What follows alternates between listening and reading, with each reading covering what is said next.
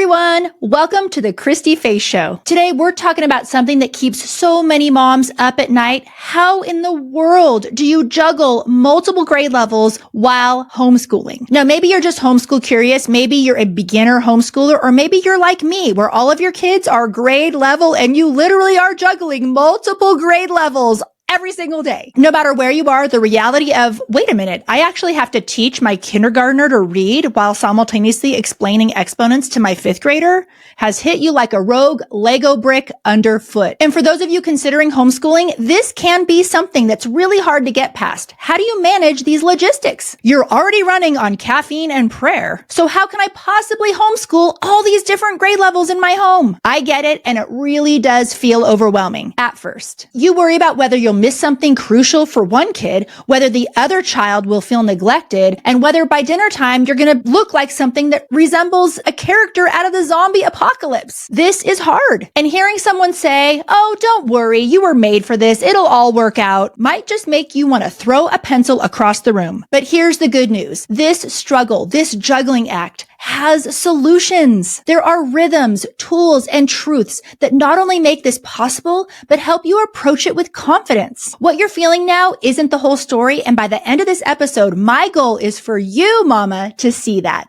The transformation I hope for you is real freedom. Not perfection, not a Pinterest-worthy schedule, but a peace that comes from practical steps and a shifted perspective. First, though, if this is your first time here, hi, a little about me. My name is Christy Faith. I'm author of Homeschool Rising and founder of Thrive Homeschool Community. Thrive is where homeschool moms like you can gain the training, advice, and support you need to build and keep a homeschool environment that truly supports you and your kids. We're not about formulas over here. We're about thoughtful adaptation and practical wisdom guided by experts and an amazing group of other parents cheering you on. If that sounds like something that you'd want to explore, head over to ChristyFaith.com. Don't forget the dash, Christy-Faith.com.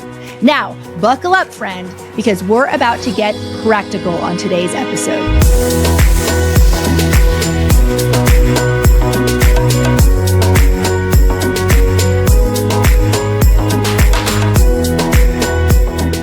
Now, I'm a list person because no one has energy for vague advice. So I've got 4 big points to walk you through today. And don't worry, I'll break them down step by step. And yes, you will leave this episode with your own mental toolbox. All right, we need to start with something foundational, your mindset. If you want to homeschool well, the most helpful thing you can do is uproot the public school mentality that most of us grew up with. Now, I'm not throwing shade on any educators. I was one. Public schools do what they were designed to do in environments with certain constraints. But here's the problem. Many of us unconsciously carry those constraints into our homeschools. When you homeschool, you don't have to separate every child into grades. You don't have to follow a rigid curriculum that decides what each kid must know by June. And you certainly don't have to recreate school at home. Homeschooling is fundamentally different, which means it can and it should look fundamentally different. And why does this matter? Well, research tells us that learning environments designed around individualized pacing and intrinsic motivation improve both academic performance and emotional well-being. That's why studies like one from the National Home Education Research Institute show that homeschool students consistently outscore their traditionally schooled peers on measures of academic achievement. The flexibility we have in our homeschools isn't a hurdle. It's an asset. So here's a practical example. Instead of asking if your 4th grader is on track compared to other public school kids, ask, what does my child need next? That might mean slowing down on a little bit of grammar or speeding up in something else like science. And that's okay. Education isn't a race. Don't miss the forest for the trees. Educating our child is about cultivating a beautiful human being. And you know what? Content has very little to do with that. And truthfully, if you're worried about being unqualified, just remember, if you thought that public school was the gold standard for every child, you wouldn't be here watching this episode today. You don't need to replicate an absolutely disastrous system. What you do need is to tailor your homeschool to fit your reality, your kids, and your values. Okay, on to point number 2. Now that we've got mindset squared away, let's talk curriculum. I know some of you are out there Googling every blog and Facebook opinion post trying to find the perfect resources. Truth bomb alert. There is no perfect curriculum. However, there are wise ways you can build balance into your choices. This is where my concept of the parental involvement index comes in. Not every single subject you teach requires you to sit by your kid's side for hours. If you try to micromanage every subject for your child, well, you know what? Burnout is coming for you, girl. Instead, the wisest thing to do is aim for a mixture. Your time is finite, so choose your materials wisely. Some that require your presence and others that are more self-paced and your kid can be more independent. For example, for teaching something foundational like learning to read, that requires hands-on involvement and intentionality from you. But other areas and subjects can be sourced really well and can be done more independently through a program that guides your child. Oh, and speaking of programs that allow our kids to be independent, this would be a great time for me to tell you about a program that completely transformed our homeschool. CTC Math. A few years ago, we were really struggling to find a solution that worked for both me and my kids. And then I tried the free trial for CTC Math. And honestly, game changer. CTC Math is mastery based, so your kid can actually get and retain the material. And it also has tons of mixed and spiral reviews, so your child never forgets what they've learned. The questions also adapt to your child's pace, and that keeps them motivated every single day. It builds their confidence and keeps them on a great track. Plus, because it's gamified, it has celebrations and certificates, it makes learning fun and motivating. And here's the best part for us parents, CTC Math handles all of the teaching, grading, and testing for you. Lessons are short, concise, easy to understand, so no more stress for your kiddos. If math has ever felt like a battle in your homeschool, trust me, this is a program you should try. Head over to ctcmath.com or click the link in the show notes to start your free trial today. Okay, now back to curriculum choices. When selecting resources, consider your own limits, not as weaknesses, but as a design feature. Your kids see you at your best when you aren't stretched to exhaustion. But I have one caveat with this point. Children who have special needs, they often require a different level of involvement, and that's okay. If this is part of your family's reality,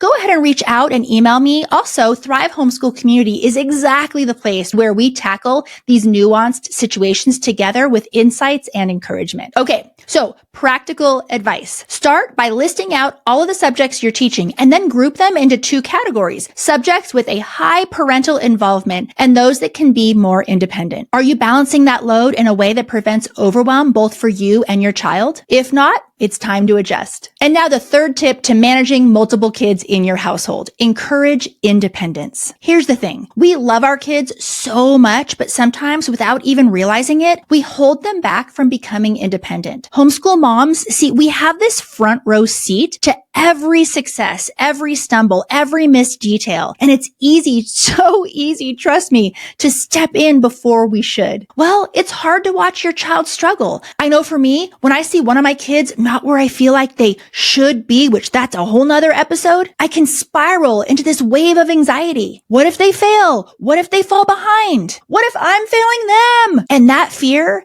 it's a daily mental battle that we face as homeschooling moms, isn't it? We jump in because it feels safer, like we're protecting their progress. And that makes a lot of sense. But if we're really being honest, sometimes it's less about trusting them to figure it out and more about us doubting ourselves. Are we teaching them enough? Are we guiding them the right way? It's like this voice whispering, "This is on you, mama, and you can't mess this up." But here's the truth. Our kids need to struggle. Struggling is how they learn, how they build resilience and confidence. It's what helps them discover, hey, I can do this. And even though it's hard to step back, that stretch is so good for them. And honestly, it's really good for us too. Studies from developmental psychology show that when children are supported but given space to work through challenges independently, they grow in confidence and resilience. This is where we hear the term scaffolding, offering structure but allowing the child to do the building. Here's a practical example. Start with just one area. Tell your 9-year-old, hey, I'd like you to try completing this section today on your own. I'm here if you need me, but I'd love to see what you can do independently. And then, and this is key, praise the process when they finish. Even if they didn't get it all right, your job is to notice their effort before correcting any mistakes. You can say things like, I love how you worked through this section on your own. I'm really proud of you for sticking with it, because effort leads to progress and progress leads to confidence. Okay, and now our last point for the day. As a homeschool mom who values a family together approach and leans towards the classical and Charlotte Mason styles, I often struggle to bring my educational vision to life with my kids' diverse ages and learning needs. With all our interests and super packed schedule, bridging that gap between the dreamy homeschool I want and reality, I gotta be honest, it's a challenge. Now, yes, I know perfection isn't the goal, but if you're listening and you could use a little easing of your mental load in your day-to-day, I found a resource that has become the quiet hero of our routine, and it could be a really great option for you too. BJU Press Homeschool Curriculum. Now, many think that BJU Press Homeschool is solely an all-in-one option, and though it does excel in that role, did you know you can also opt for specific courses and tailor them to fit your family's needs, just as I have? BJU Press Homeschool provides the perfect balance of structure and flexibility and easily complements my family's mixed age, family together on the couch learning style. They are second to none in integrating a biblical worldview, stimulating critical thinking, and offering tons of hands-on activities in the lessons. To find out how BJU Press Homeschool can come alongside you in your homeschooling goals too, visit bjupresshomeschool.com or click the link in the show notes. This is one of my favorite parts about homeschooling, and this is family together learning. It's that multi-age, one-room schoolhouse idea where certain subjects can be taught together,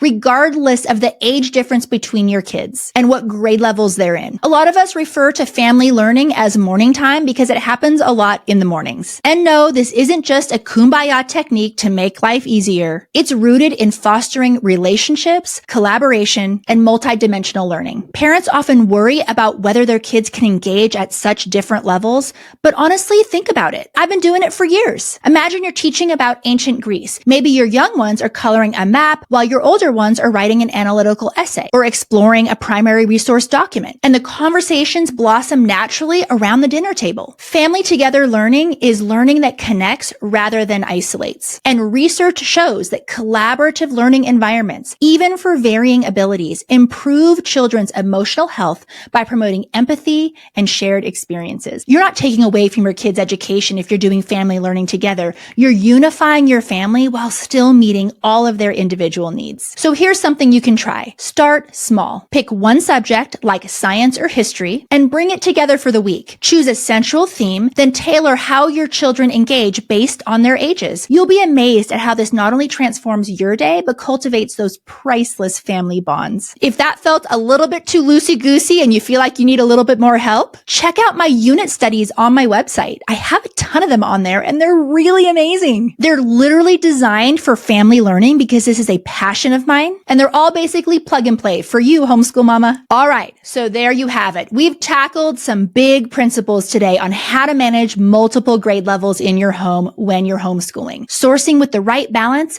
encouraging independence with your learners, and bringing your family together as a family. That saves so much time. And I hope part of you feels like a weight has been lifted because you don't have to do all of this perfectly. You just have to choose wisely and walk it out step by step. And remember, if you need more tools, more support, more advising, don't forget to check out Thrive Homeschool Community. It's where my heart lives, and maybe you'll love it there too. It's your chance to get the help that you need in your day to day, because this road, while beautiful, isn't meant to be walked alone. Thank you for letting me join you today. Until next time, give yourself grace, celebrate the small victories, and don't forget to laugh when the day gets messy. We're homeschool moms. The house gets messy. You're doing more than you realize, and your kids see it. Take care, friends, and we'll see you next time. You have my heart.